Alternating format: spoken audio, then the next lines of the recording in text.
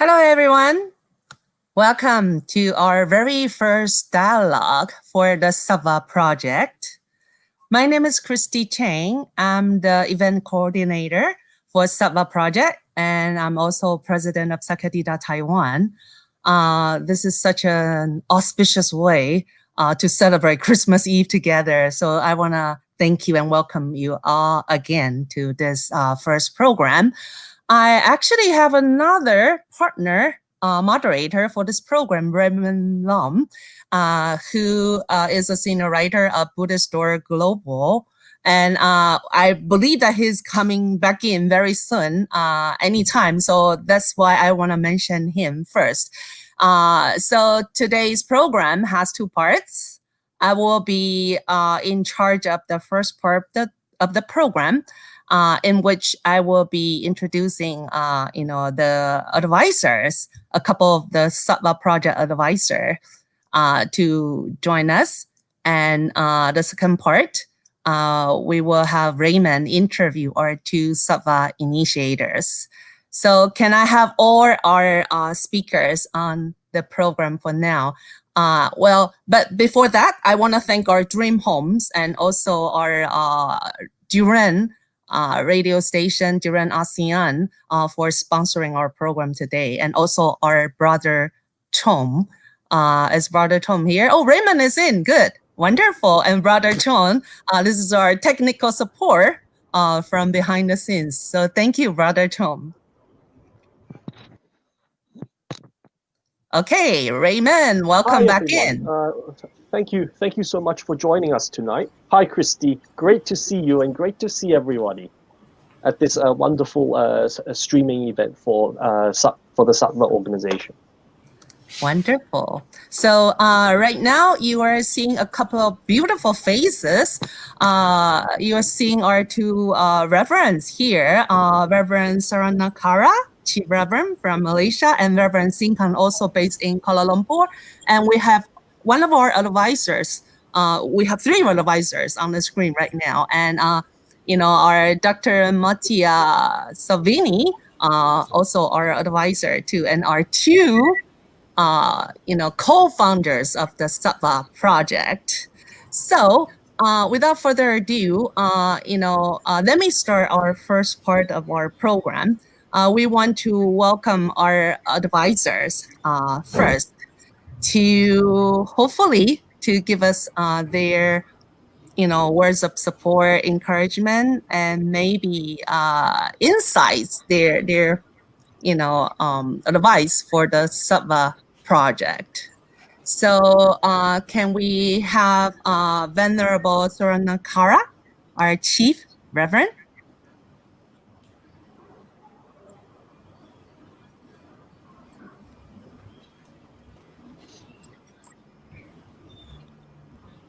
Yes, I'm so happy to take part a little for this noble project, which is going to organize. Wonderful people behind.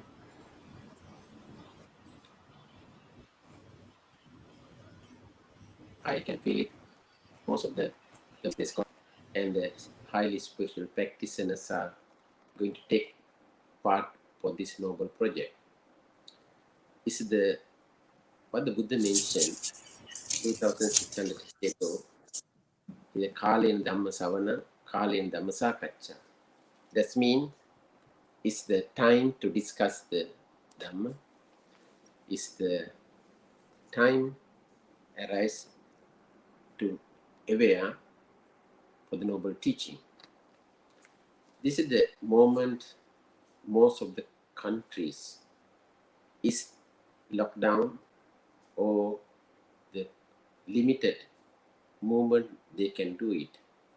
Using that opportunity to connect the various leaders, various scholars, highly spiritual masters, get in this platform to get the more knowledge to share the rest of the world. It's a great, wonderful opportunity. I highly appreciate it.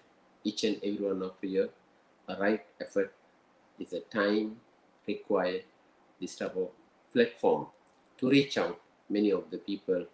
It's a great, it's a wonderful, appreciated. Thank you very much.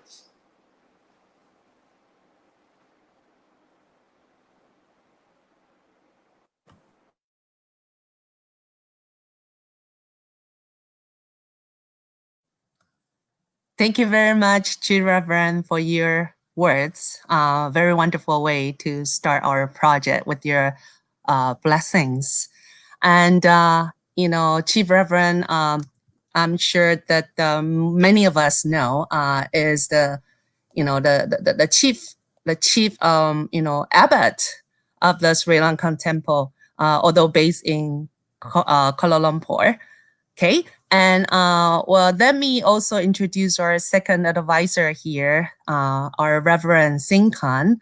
Bhikkhuni Reverend Singh Khan is abbess of Sampo Tong in Kuala Lumpur, and she's also the president of the Malaysia Bhikkhuni Association. So can we have Venerable Singh Khan to say a few words?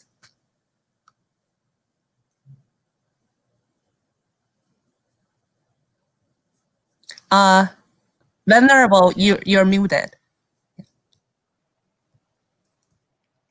Oh, Yes.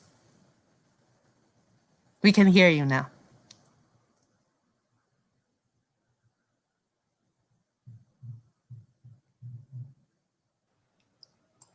can you hear me? Yes. Can you hear me? Yes, we can hear. Good. Okay, yes, okay. First of all, I would like to thank the co-founders and members of this Sattva Project. I think our chief said that this is the right time, that this we have a so-called the global dialogue where we can come together through this Zooming dialogue to provide the opportunity for us to come together to discuss about issues, not only about Buddhism, the current issues that we are facing, like, for example, the world is facing this COVID pandemic. Yeah, how religion can come in to advise, to give what called the people some sort of calmness, peacefulness, something about to advise, give them some spiritual support. And also, I think this project is a very good opportunity for us to build understanding, not only about Buddhism, with other faiths. So, and provide a lot of informations which not we can only provide about Malaysia. See, we are staying in Malaysia, so I think this project will bring us to lots of countries. You see, and the most important is to promote understanding and to see what we can do to solve the current issues that we are facing. Thank you. Thank you. Thank you, Shifu. Indeed, I think it's really very important to really encourage more understandings among not just among the Buddhists, but also for our world, among all the different traditions. And I think Sattva is a very timely project to start at this stage. And so we have also our third advisor here. We have Dr. Mattia Salvini. Dr. Mattia Salvini is our advisor, and he's also Dean of Scriptural Languages at the International Buddhist College. So can we invite Dr. Mattia Salvini to speak a few words?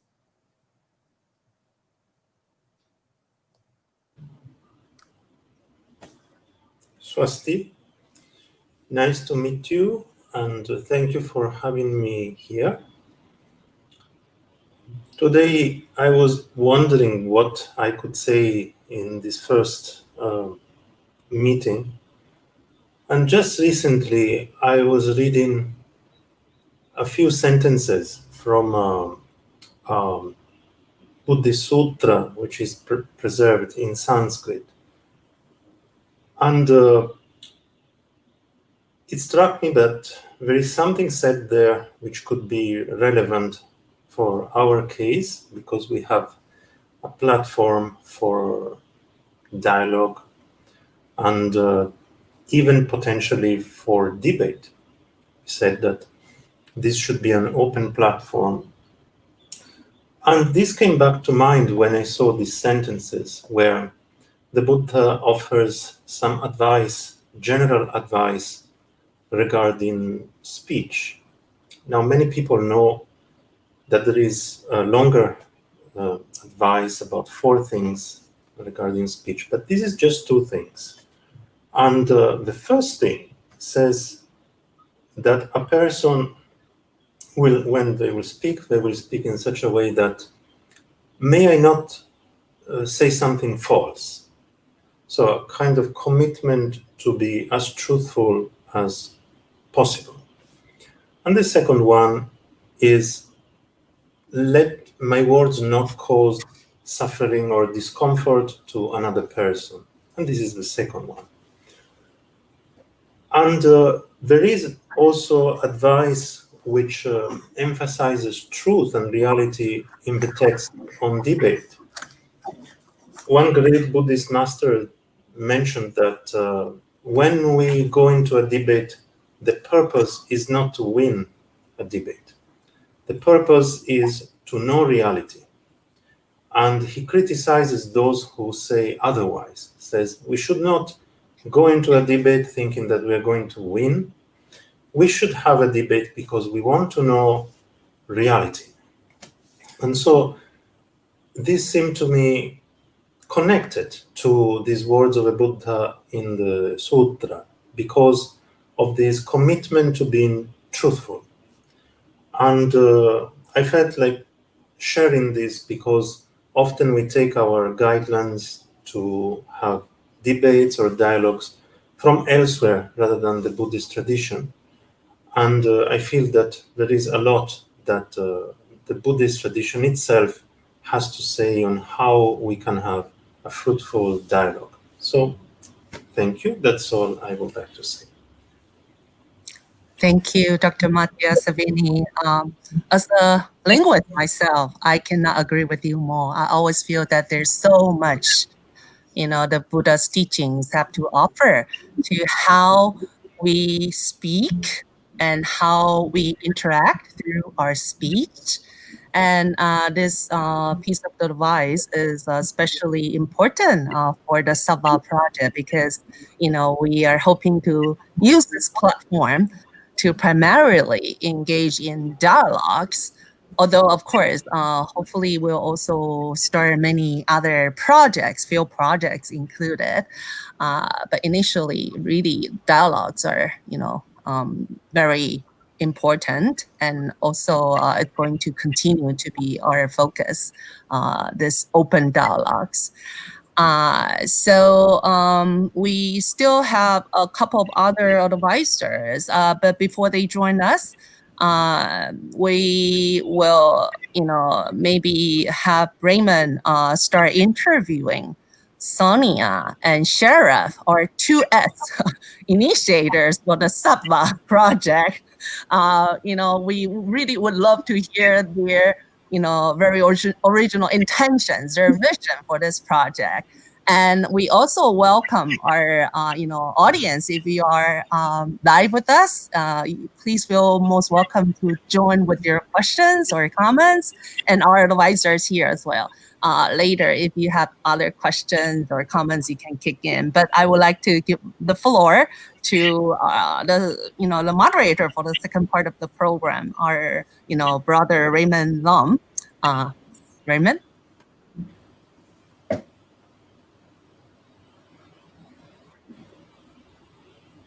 you are muted, Raymond. I'd like to echo Christie's point about comments and people bringing in feedback. because this is a dialogue. This is all about engagement. So we don't want to just be a bunch of talking heads, just talking to each other in a sealed circle, right? So we're trying to break open the doors. Please feel free to, bring in any questions or comments that you might have. And so it's my great pleasure to take over the next part of this dialogue and do a little bit of interviewing with Sonia and Sherab, who are the pioneers and the co-founders of this new initiative. And I'd like to, speaking for myself personally, I come from a background of interfaith and comparative theology. I happen to be the only Buddhist trustee of a former university, which was a Jesuit university. So, the Heathrop Association in London. And I've always, in my interfaith studies, the general trend these days is to say, we're not so much trying to get a point across to the other person or to the other tradition. We are there to take what they have to offer and use what they have to grow richer in our own tradition. So whether it's Buddhism as a religion or whether it's within denominations or schools such as Theravada, Mahayana, Vajrayana, and so on. So I sort of approach the whole point of dialogue with this spirit. It's almost in a selfish way, I'm here to take, to absorb what our brothers and sisters have to offer. And so it's with that intention that I'd like to sort of bring my first question to both of you. What motivated you to start this project?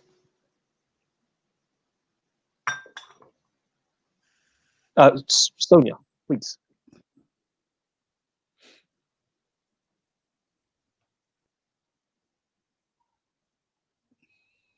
Sonia, I think you're muted. Are you? Yeah.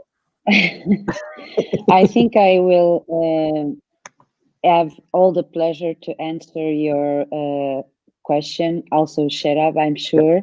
But I would give my word to Dr. Nida Chenagtsang.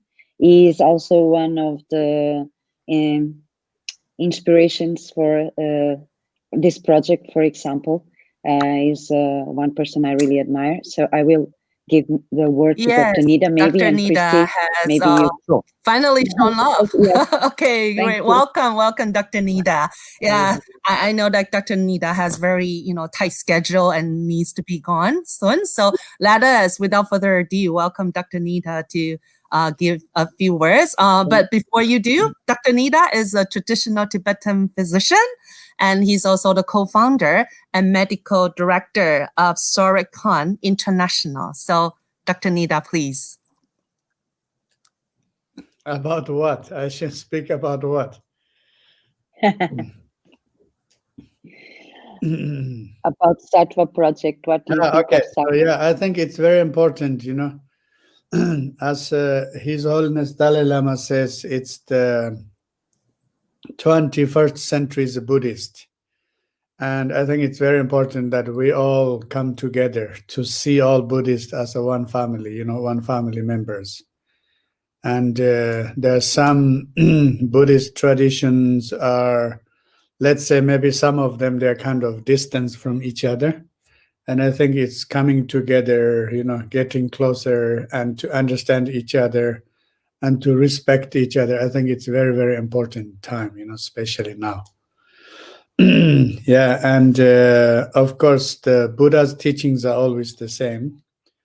And but Buddha's teaching can manifest in different ways for different people because we have different mentalities, right? And there are vegan mentality, vegetarian mentality, and there are carnivore mentality. In some Buddhist tradition, according to like Mahayana and Chinese Buddhism, it's to be, to become a vegetarian is so essential. It's so important according to Mahayana. But then maybe Vajrayana has a different view, that's also due to the conditions, like in Tibet and Mongolia. So there are very few vegetarians. Even they want to become a vegetarian, is the condition doesn't permit, to become a vegetarian. So that's why I would say Buddha's teachings are universal teachings, and we should, we maybe historically already different type of people, they understood in a different way.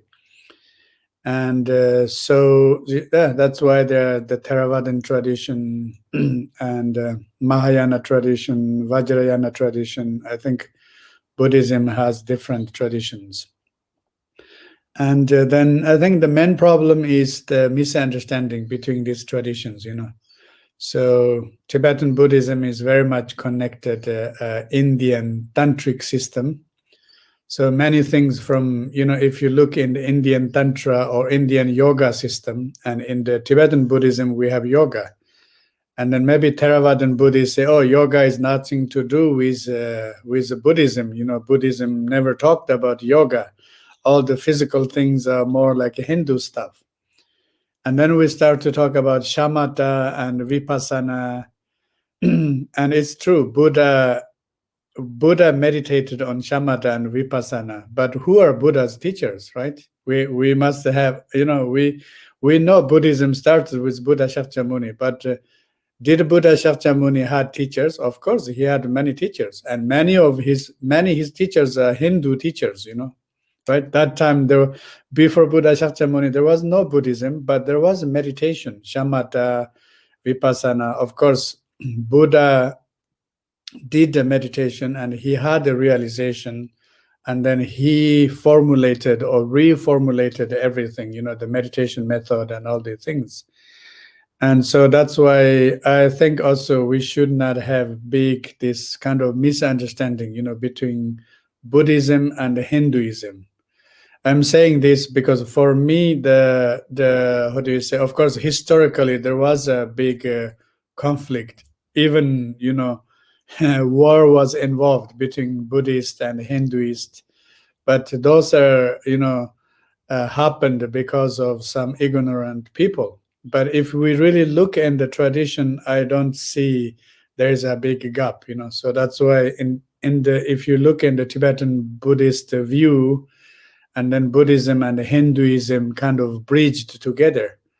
And then maybe some Theravadan traditions and Mahayana traditions are saying, oh, that's too close to Hinduism. Maybe Tantra, is not part of Buddhism, never taught by Buddha, and these things. Yeah, I think these things are very basic confusions, for even we say we are all Buddhist, Tibetan Buddhist, Himalayan Buddhist, or Chinese Buddhist, Japanese, Korean, Thai Buddhist, whatever.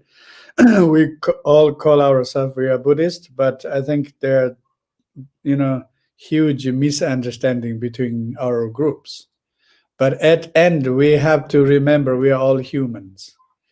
And we have our own conditions, because of the living environment and the mentality of our culture, our tradition, ancestors, this and that. So that's why, I think my personal view is we cannot say Buddhism is this or that. Right? We cannot say, some people say, oh, Buddhism is not a religion. Buddhism is a philosophy. And I disagree with this point. Buddhism is a religion too, right? For religious people, Buddhism is a religion.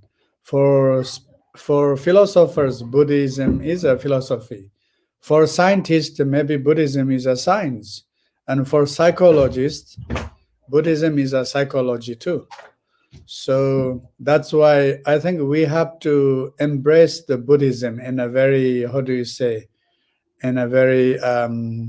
we have to embrace Buddhism with very open-hearted and open mind, with open mind. I think that's very important. That's what I think. So that's why I think the activities of the Sattva, or at least your goal, I think it's very important, to bring all different groups together and we can discuss together, we can share our thoughts together. I think it's for me, personally, I think it's very, very important. Yeah, because time to time, I joined some conferences and to talk with people, and they're kind of suspicious each other. Maybe Theravadan Buddhists, they say, "Oh, you are Vajrayana. Like you have these wrathful deities. It's like nothing to do with Buddha and this and that." And at end, you see, the problem is we don't have a clear communication and, like clear dialogue between us. I think if we see this, if we can have the clear dialogue or communication, so we don't need to be suspicious, on each other. And yeah, so that's why I think, the Sattva's initiative is very important. So that's actually what I think. Yeah. Thank you very much. Indeed, there have been so many misunderstandings, like here in Taiwan, even in Taiwan, because of my outfit. Somehow people always say, "Oh, you're Tibetan, in Tibetan Buddhism." I said, "Well, how do I explain this? I'm non-sectarian." So I think this is what Sattva is about, openness, diversity. So thank you, Dr. Nida. So back to you, Raymond, and your interview. Yeah, no problem. That's great. It's fantastic to have Dr. Nida with us. So I just wanted to continue my question. What inspired the initial idea of Sattva? So can I present Sonia with the question first, and then we'll follow with Sherab.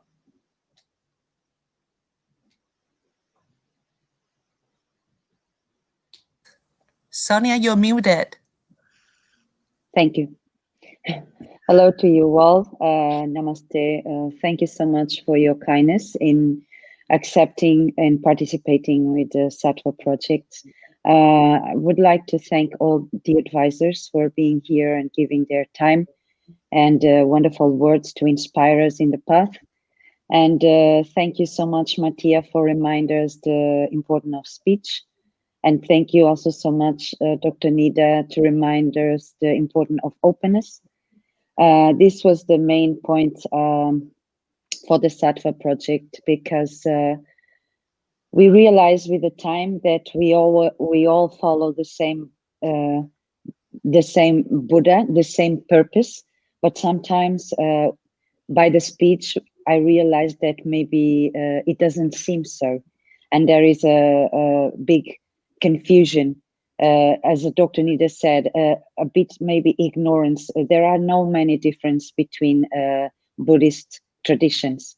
I think they have in a lot of particularities that are the same. People just make it different. It's not Buddhism, it's the people. So we thought that bringing an approach and talk openly about many important themes that are happening in our time, and we are just talking behind the doors and not talking openly, then we thought it was positive to talk openly, embrace it, and invite people with experience so they can help us and to pick problems and don't pretend we don't have them. In the 21st century, it's not possible to pretend we don't see.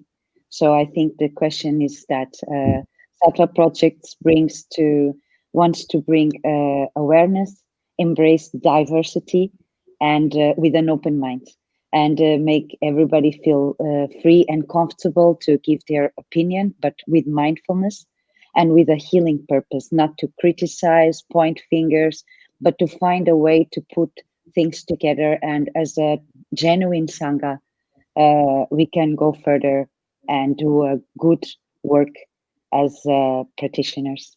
Thank you very much. Now, Sherab, please. Thank you so much, Sonia. Sherab?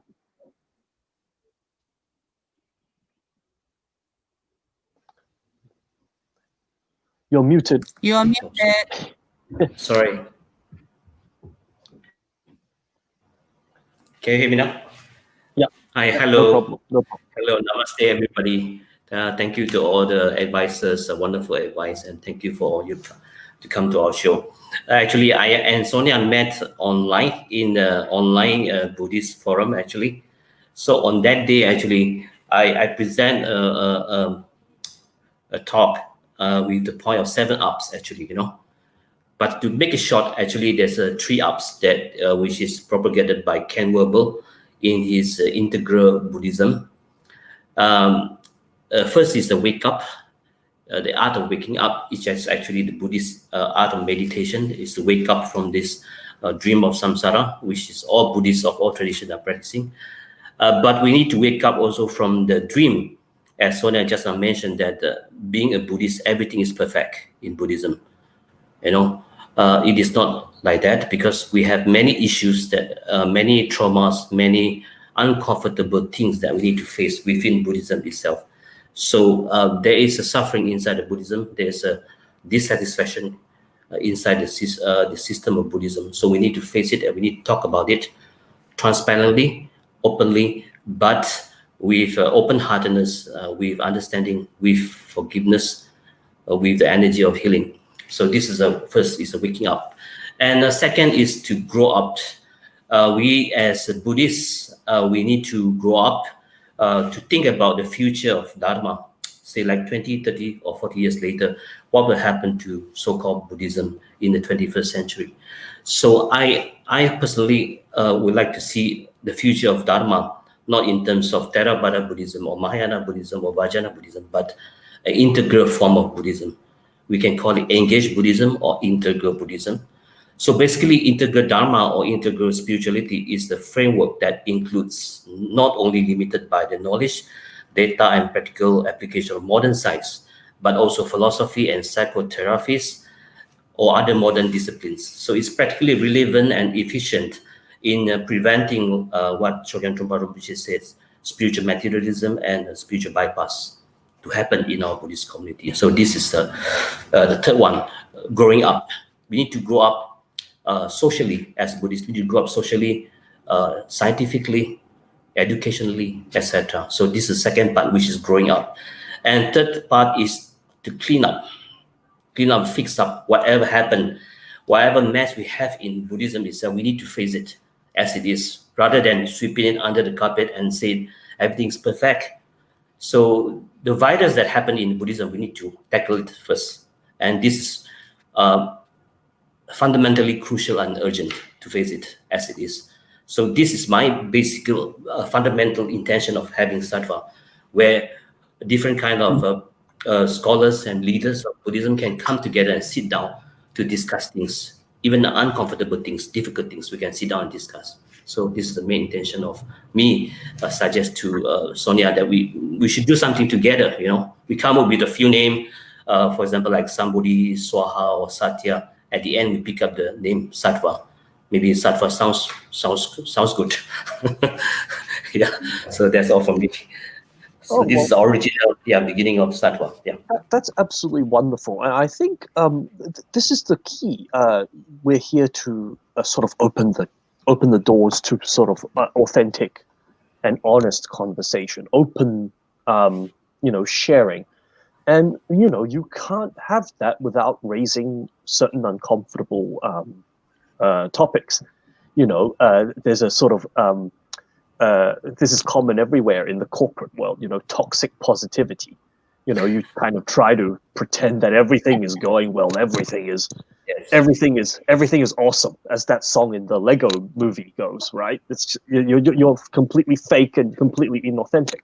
So I think you're doing a fantastic job by raising the need, because there's often not a need that is expressed by any Buddhist organization, and I think this is where dialogue and unity come into sort of a dialectic. Because what would you say, Sonia and Sherab? Like, I think one of our concerns, and one of the concerns of many Buddhists, is that, well, the first step is to agree that there is a problem. The first step, is just like, if I don't think there is any need for dialogue about certain issues, then it would be very hard to have a conversation. So how are we as Buddhists, and how are we as team members or friends of Sattva Project going to reach out to as many Buddhists as possible of all denominations and traditions? Have you and Sherab thought about this and discussed this at any length? Sonia, I'll start with Sonia first. Yeah. Yes. Yes, we consider about that. There are a few ways so that we can approach. For example, the gender equity issue is one of them, because that is problematic in all the traditions, and also is very important for the future of Buddhism, in my opinion, for the 21st century, is to bring women to the Buddhist platforms, to bring women to approach problems directly without fear, but with awareness, not to point, not to shout, not to do all of that, but with their wisdom, realize that they have a problem. They have ways to solve that problem. Like Buddha said, you have a disease, you have the medicine, and now you have to apply it. This is the point. We found some different models, maybe, for example, with workshops, with debates, by first related to some issues that maybe be difficult to bring public in the beginning. We can do close internal debates, and then when we had a consensus, and then we do open debates to everybody. I think we should learn to discuss things internally, but mindfully and with a healing purpose. And then after we heal inside, then we can go outside. This is just what Sherab and we, during our talks, we realized that first need to heal inside and see the problems that Buddhist communities and the Sangha had inside and then outside. And also integrate the lay communities and begin to talk to the young people, because they are going to be the leaders in the future. So if we don't inspire them today, we are not going to have leaders. And we are having this problem in Buddhism. We need to realize that age is a factor, that it happens. And we need to prepare future generations. We need to inspire them. They need to begin to see people that walk the talk. So this is very important. That's why also in our conversations, Sherab mentioned, and we need to approach these difficult themes, also to inspire young people so they can realize that we don't pretend we don't see, that everything is perfect, that maybe toxic happiness, it's not properly Buddhist. Buddhism is not only happiness. In fact, it talks a lot about suffering and how to embrace it, how to heal it. So this is the point. It was a nice talks we had, me and Sherab, about the issue, and he is a bit more practical, so maybe he can go. Well, that is great. I mean, from happiness to discussions on suffering. So, Sherab, what would you say to my question? Actually, I and Sonia have crafted the procedure of ABC, to practically tackle the issues or difficult problem within the Buddhism itself. So it starts with A. A means awareness. We need to bring the awareness that to realize that we do really have urgent and important issues to tackle here. So first, awareness first. And then secondly, we need to have a dialogue, the inside-out dialogue. For example, if I have two conflicting ideas within our mind, I need to let these two concepts sit down and have a conversation or dialogue with each other until we reach to the second one, which is a basic consensus that we can compromise. What's the next step that we should do? So after reaching basic consensus, then we need to start with the third one, which is to start some creative change, to make some action plan. And when this action plan or creative change reach a critical mass, and the change that we need to see happen within the Buddhist community will happen automatically or spontaneously. So the ABC process is laying out there as a procedure of making change happened. And also it starts within ourselves, It's ABC also is a practice within ourselves. So with this ABC, hopefully we can have a meaningful and important dialogue within Buddhism itself, also between Buddhism and other religions, which is interfaith dialogue. And so between Buddhism and other disciplines, other cultural disciplines like Buddhism and science, Buddhism and psychology.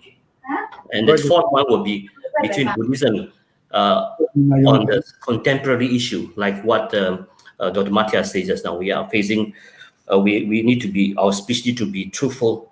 We cannot speak something that is forceful and bring suffering or discomfort to other people. I think what my concern is that we are facing, in this era of pandemic, we are facing another kind of virus, which is fake news and conspiracy theories. And this conspiracy theory, if you believe in that, it can kill you, because when you believe in the pandemic is pandemic, and then it might kill you because you don't want to wear a mask, you don't want to do social distancing. So the harm of fake news and conspiracy theory is really dangerous. So besides promoting truthful speech and honest speech, that we need to tackle this as well.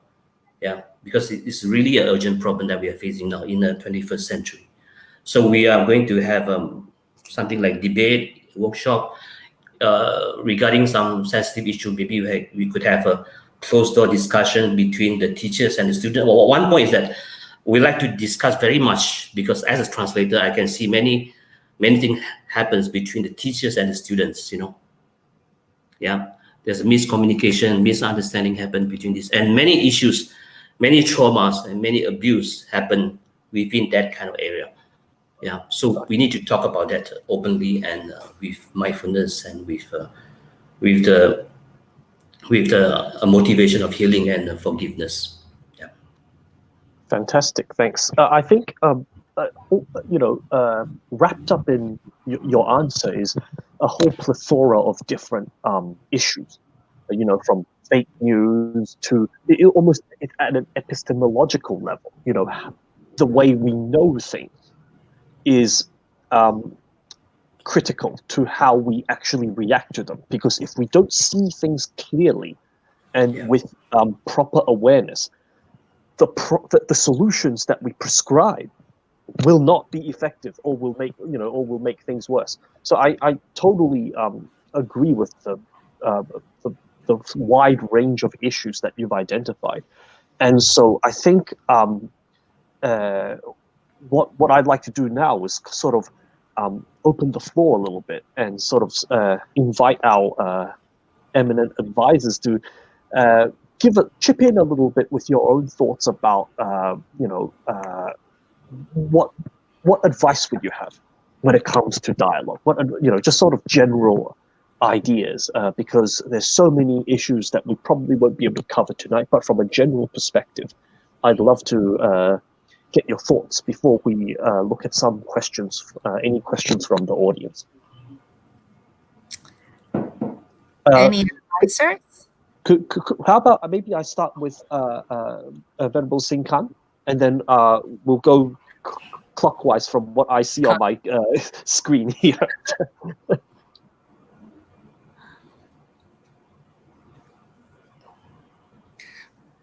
Shifu, you're muted. Muted. Sorry. Yes, I've attended quite a lot of dialogues and have mixed with so many Buddhist societies, leaders. I think, as Sherab has mentioned, there are issues which we're facing. I'm not sure about other countries, but in Malaysia, we have lay people who have conflicts with the Sangha. Sangha means, the monks and nuns, and of different traditions too. So this is one of the issues that we are facing in Malaysia. And also, I think this dialogue, as Dr. Mattia has mentioned, it must be with the honest and sincere dialogues, not to attack each other. You see, even we should go back to what the Buddha has taught us. respect the triple gem, the Buddha. What does it signifies? Is it the image, compassion and wisdom? Are we practicing? Are we following the Buddha's teaching? What like the Dharma has taught us? And the work of the Sangha, of course, our responsibility. We have a lot. We have to, serve the society uh, in different what you call events. You know, some people they last time they called me as a chanter, a professional chanter. That was I think 30 years ago. As a service to those departed ones. I think this is also very important. If all of us go into like meditation, who's going to come out to serve the community? So I think all of the sanghas have lots of what they call areas to look into, not only in cultivation, in serving the society, and actually the society are supporting us. We are giving them the spiritual part. So I think in Malaysia we the Mahanis are quite busy serving the community. So and people do sort of say that we have no time for cultivation. The Mahanis monks and nuns, they have no time for cultivation. It's not. For me, I think you apply Buddhism in daily life is very important. Yes. And serving the community is something that I think, in the urban area, we should do. Unless we are in far away in the suburban, of course, we have more time to do our spiritual cultivation. But as an urban nun, I think to put the Buddha's teaching and to use it in our daily life is cultivation. Yeah. Thank you.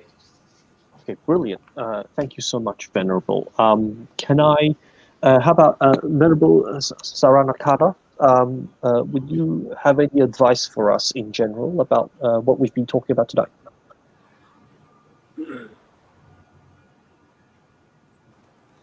Yes, I'm.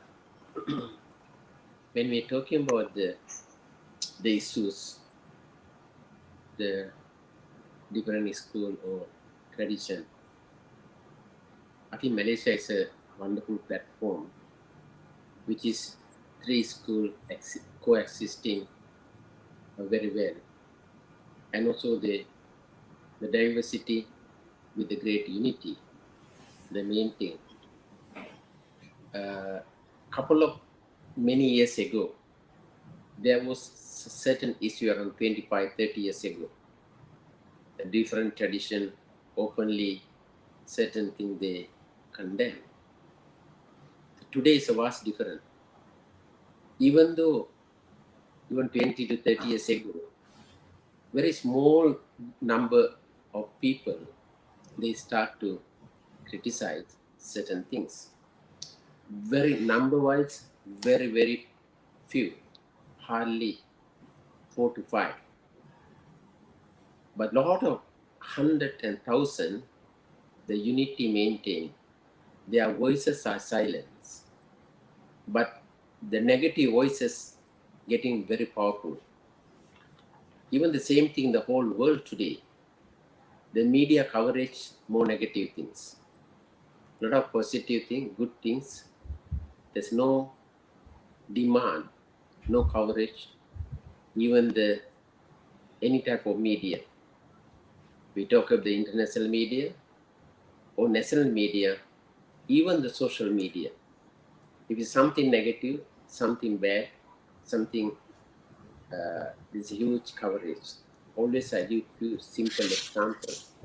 If you overnight want to be a popular person, just take simple toys gun, hang around somewhere in the town, all those media are going to coverage. Same thing, sometimes negative things, a lot of people are interested, the demand is there, negative demand, unhealthy news always demand is there.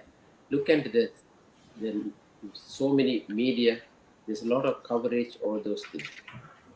The beauty, wonderful part, as each and every speakers they mention, the unity very important.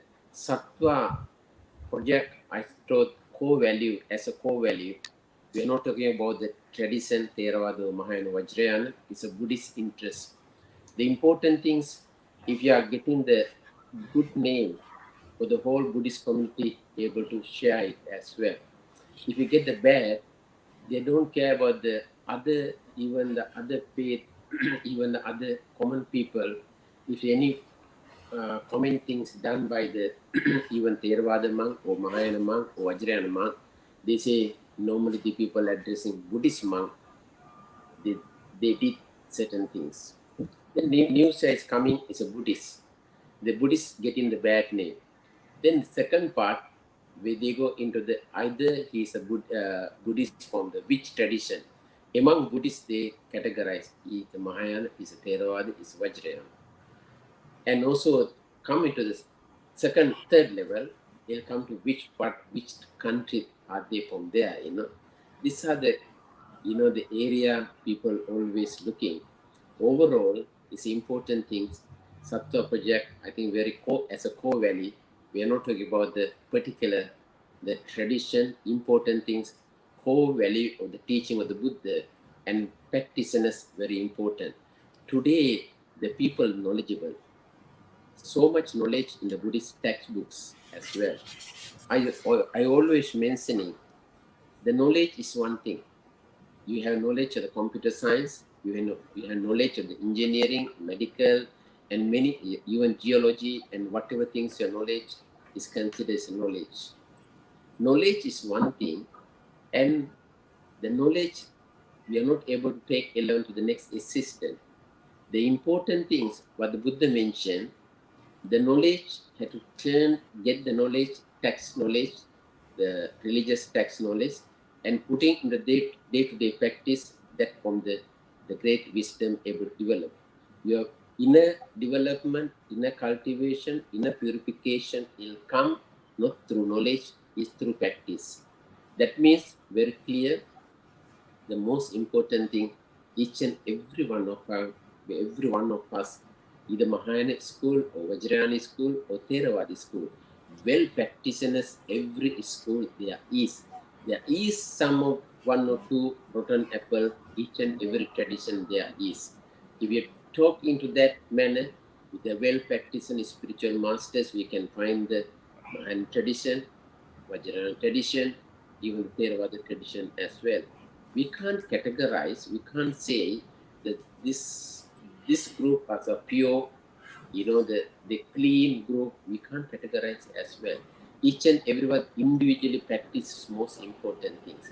As Singh mentioned, we have Malaysia quite unique one things, the among Buddhist organization, we have been very, very united as close as well. The important thing, we can participate for any of the function, the three tradition will represent main function. That's the beauty. That's a wonderful spirit Malaysia maintaining the unity among Buddhist organization. I really appreciate it. I strongly believe it. This unity able to maintain forever in not only Malaysia, even other part of the places. Even we can see the International Buddhist Conference, International Buddhist Gathering. We can that's the beauty, wonderful part of that. When you divide into the other religious organization, it's a huge, cannot see eye to eye. But the Buddhists, even though divine the two, three, they school by unity, harmony, friendship, fellowship, and kindness, they are each and everyone is sharing as well. That's the beauty. I really appreciate that unity and harmony. Sattva is a wonderful project. I think get together each and every tradition into one platform, openly discuss as what the Venerable mentioned, the doctor mentioned, as each and every one of you have mentioned earlier. I think it's 100% is a noble things be able to work very strongly for the positive manner, development each and every one of our inner development, inner cultivation, inner purification, that's a beautiful gift we can take into the next existence. Thank you. Thank you so much. Dr. Salvini, could we get some thoughts from you about the issues and heading forward? Yes, I was thinking while listening to everyone else speaking that maybe now I have to say something that will cause some discomfort. So please forgive me if that happens. But I want to make sure at least I don't say something false. So this is according to my own experience, and which is limited, maybe wrong, but having taught a bit to people of very different traditions, and sometimes exposing for the first time to, let's say, Mahayana ideas, or in the case of Theravada monks, to also other forms of Buddhism which were not Mahayana. My observation so far is that if we are talking about, if we want to become, if we follow your ABC, awareness, so what is the problem that causes some kind of obstacle to the dialogue and to mutual comprehension? Well, the first problem I have observed myself is that we have gotten into this habit of speaking of three traditions, and we talk of the Pali tradition as Theravada, and we use this term also to refer to all the Shravaka schools quite often. And we talk of the East Asian tradition as Mahayana, and we talk of the Tibetan tradition as Vajrayana. I think that is really mistaken. And I think that was born out of an attempt to be politically correct, which is there was an agreement that one would not use the term Hinayana, and unfortunately that term was substituted with Theravada. This has created a lot of misunderstanding. So this is one of the things which I think one could be aware of. And the other one, which I think is quite important for the Buddhist tradition, is the idea of Hindu. Using the word Hindu for anything which is not, which is older than 200 years, I think is a problem. And for example, one problem is that when people see a deity like Brahma or Ganesha, they see it's Hindu deity. And this, I think, creates other kind of problems, because then they say, oh, these Buddhists are worshipping Hindu deities. But that is also, in my opinion, a little bit of a misconception. So I think that somehow to have a more meaningful dialogue discussing the basic terms that we are using when we have a dialogue of people who come from different personal Buddhist backgrounds, that is a good starting point. And at least in my observation, that is what causes most of the misunderstandings. Now, if I were to give you concrete examples, it would take some time. So now I will leave it at that, and maybe in future something more specific come up. Well, thank you so much. I think that that's a big issue. Discourse, matters of how we express things and sort of frame them, has often characterized. It's a chicken or the egg question. How is a problem characterized? Well, it often depends on how we speak about each other. And I've just gotten a message that Dr. Nida will have to leave us soon. So perhaps I can pass on. Would Dr. Nida have anything, concluding thoughts that he'd like to give us before you have to leave us? Yeah, maybe the key point is the action, Action, right? Yeah, we can say so many things, so many discussions, so many topics. But I think the action is really important. And if we go after the terminology, Hinayana, Theravada, Hinduism, Buddhism, it's very, very, of course, it's an important point, but it's very, very complex. The problem is very complex, you know. And to go after all these words and terminology to try to fix these problems, maybe it might take like, I don't know, years or even centuries. So anyway, of course, I think those are very important points. And then also Sonia was talking about the future generation, the future of Buddhism, and then the future of Buddhism is only the monastic tradition or lay people's tradition, right? So in the Vajrayana we have more family tradition, so maybe we need to think about the family traditions too, and how to educate younger generation.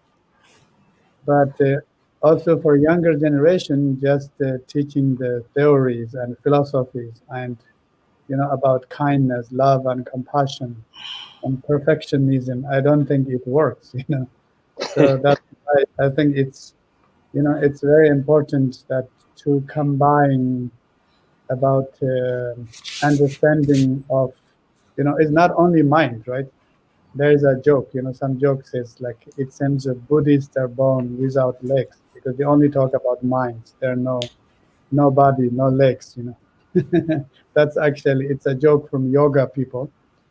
But if you read some sutra text, it seems the body part is not that involved. But then in some other traditions, we can see the importance of the human body, about how do you say? Yeah, about exercises, about lifestyle, and so many people they are thinking or searching about health, and so in this case, and I think also we have to come to the topic, and what are the Buddhist parts that can serve humanity through understanding their body and mind, about health and balance and all these things.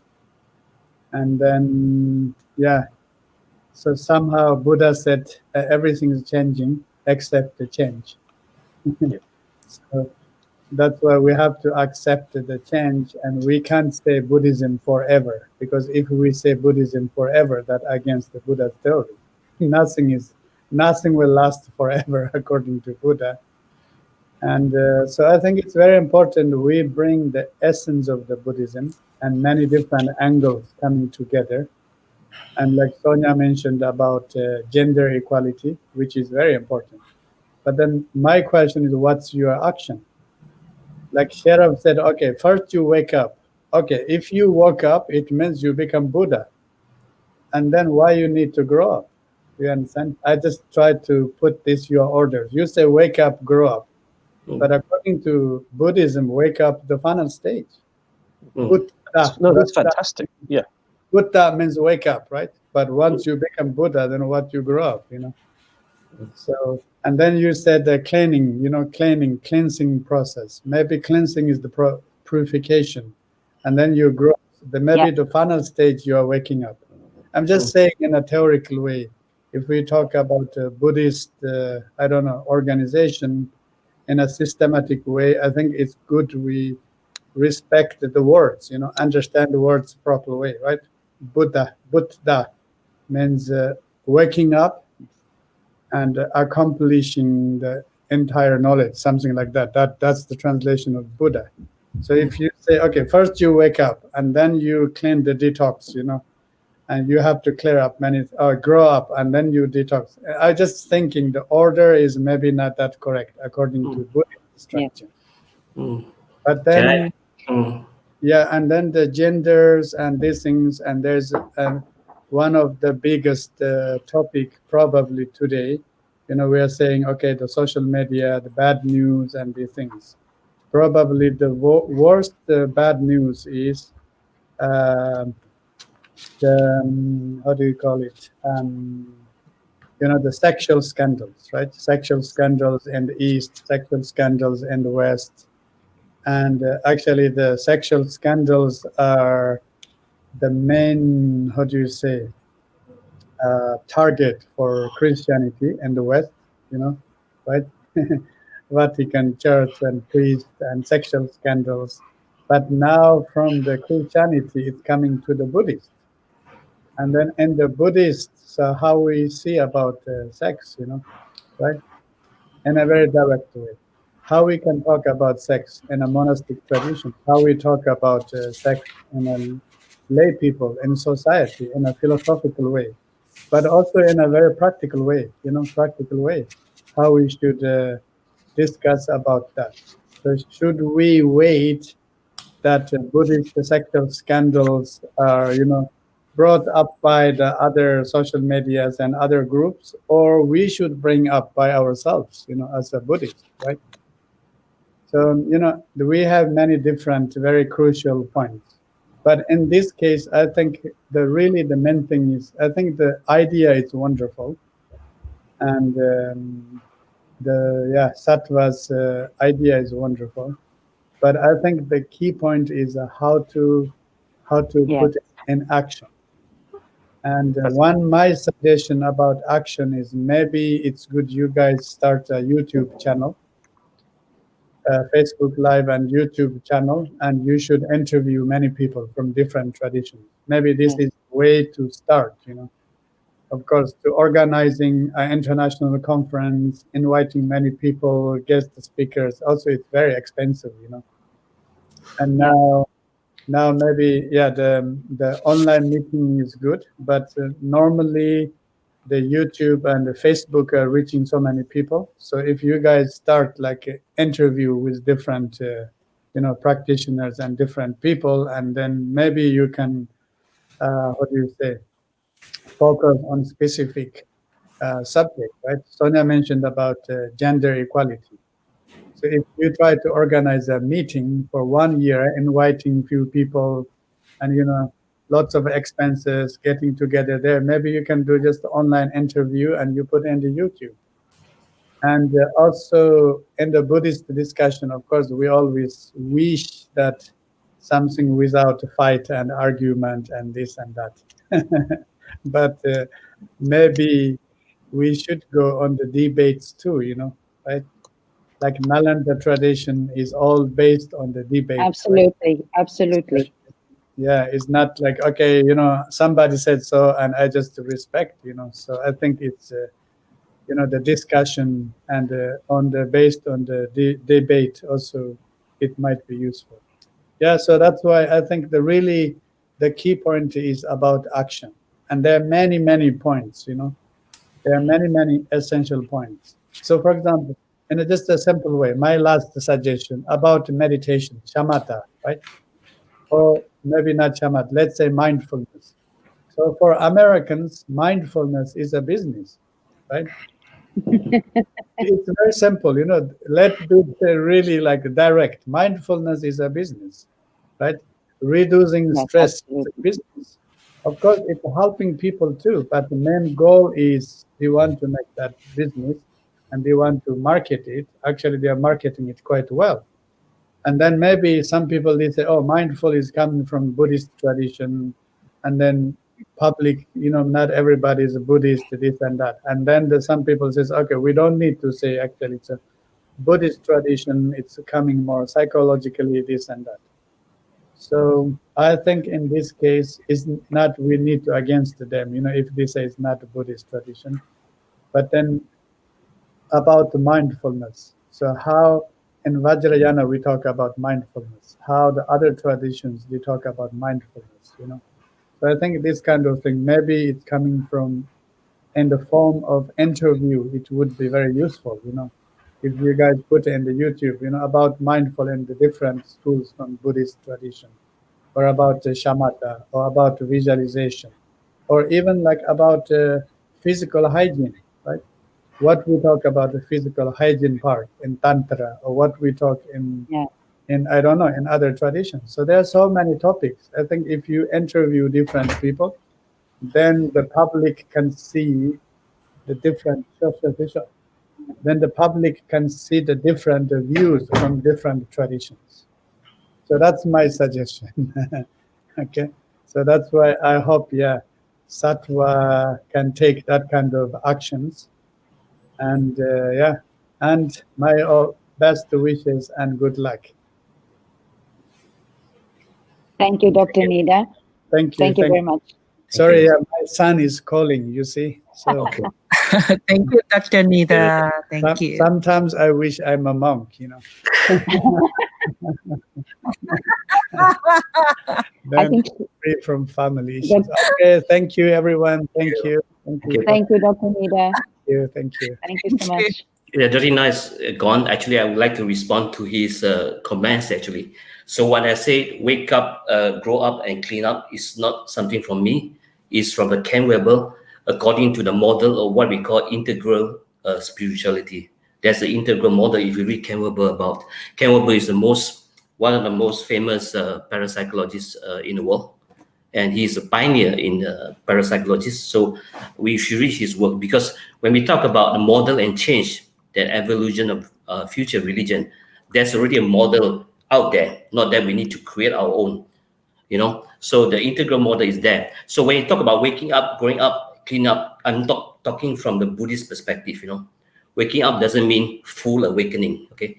Wake up means you wake up from something which is not true, which is an illusion, and together and growing up and cleaning up as well. And the wake up, grow up, and clean up is not a sequence. The ABC is a sequence. You know, awareness, basic consensus, creative change, critical mass is a sequence. But wake up, grow up, clean up is never a sequence. But it's three parallel things that we can do together. And also, I would like to say that, I agree with Dr. Nida. We need to make actions happen, but we need a model. I think Malaysia, I agree with Chief Reverend as well. Malaysia serves as a very good model of change and togetherness, because in Malaysia, we celebrate these three traditions together. For example, today, I might go for a Vipassana retreat and come back from the retreat. Tomorrow, I go for Vajrayana empowerment. And the next day, I go for Mahayana chanting, you know. We practice, sometimes jokingly, I say it's like a Flexiana, you know. Not Vajrayana, not Theravada, but Flexiana together. So, and in Malaysia also, we have three races here. We have Chinese, Malay, Indian. And we eat different food, different time. So Malaysia is already embracing diversity itself, you know, by being an example of the world. You know, as Malaysia, I know that very well, because KL city has a slogan of the city of contrast and diversity. You know, so but we have to differentiate between mixing up and integration. You know, mix up, you mix two things together, but the direction that we should go for is integration, not mixing things up. Yeah, so that's my point of view. Yeah. Good.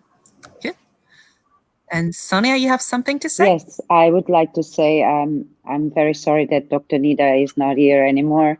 I just wanted to thank his words related to one thing that is very important, that is action. I keep insisting in the same point that today, people, especially young people, we can have great leaders in the future, because honestly, I think in some points, my generation mess up. So I trust the future generations. And in some point, I'm just being very honest, I think it's very important, inspiration. And inspiration comes from action. We can talk and read and do a lot of things. We can have guidelines, this and that. But if we don't have work, if we don't have things done, then it's not visible. Then people cannot get the inspiration they need. We see the leaders of the world, for example, Nelson Mandela, Martin Luther King, so many, Gandhi, they had work done. They did things. They didn't have just a philosophy. They embodied it. So this is what we really need. And to reply to Dr. Nida, that is one of the points of Sattva. And it's something I would like to share with our advisors also, is that in Sattva, we already have a group of people that do things and have things done. So we have teams that go in the field and work with the nuns and work with the lay people and work with the women and work with the children and work in education. This is not just for debates, coming and do debate online.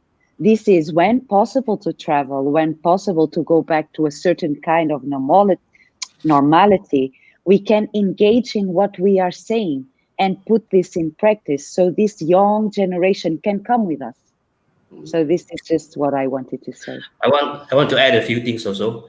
Luckily enough, we already have a future dialogue between Dalai Lama and Greta Thunberg, which is a pioneer of climate change. So dialogue is already happening between two generations. Yes. Very soon, I think 10th of January. And I agree that Sonia said we need action, but action, we need inspire action. Yeah. We are human being, we are not human doing. Being is what Sattva about. The essence of Sattva is being. We are spiritual human being having a physical experience. We are not a physical being having a spiritual experience. So that doing, I don't deny we need to do a lot of things. We need to have a lot of inspiration or debate or dialogue or physical interaction out there. But it has to come from our being. Because the essence of Sattva is being. It's not doing. I don't deny the doing is necessary, but it has to come from inside out. So that's what Sattva is about. Because the very essence of Sattva is being. Yeah. Definitely. And having this very meaningful dialogue is action too, right? And thank you. and our being here tonight, I think, is a wonderful well I just heard that we had 28 live viewers. I think that's pretty good. And we also have some questions actually from the audience, although we pretty much, I believe, answer those questions. And I would like to remind our viewers to please visit our website and join the Facebook page. And we will continue the dialogue for sure. So I think we are running out of our program time tonight. So I want to thank all our advisors again for being here with us, and thank you, Raymond, my partner, our two co-founders here. Thank you, Christie, and thank you, our co-founders. Yes. Thank you all. Thank you all. And Dr. Mattia. Yes. Thank you very much. Thank you. Very nice to meet you all. Merry Christmas and happy Merry holiday. Christmas. Merry Christmas. Merry Christmas.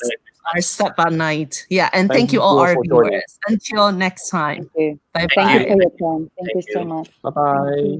Bye-bye. Thank you. Bye. Bye. Good night. Bye. Good night.